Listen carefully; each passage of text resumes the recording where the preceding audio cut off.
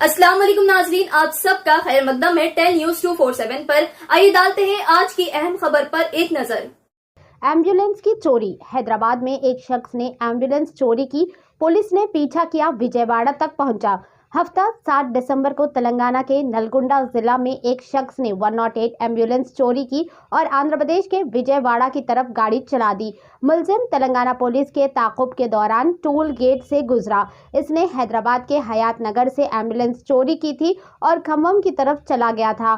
पीछा करने के दौरान बदमाश ड्राइवर ने नलगोंडा में एक सब इंस्पेक्टर को टक्कर मार दी। कटेपल्ली की तरफ जाते हुए इसने हैदराबाद से विजयवाड़ा हाईवे पर कोल्हा पहाड़ में एक टूल गेट को अबूर किया।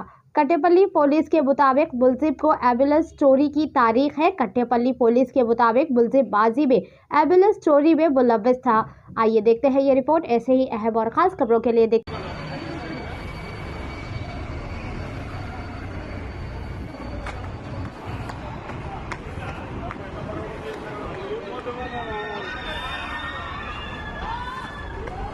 వాడు పొట్టు పొడ కుట్టుకొని పోతుంది.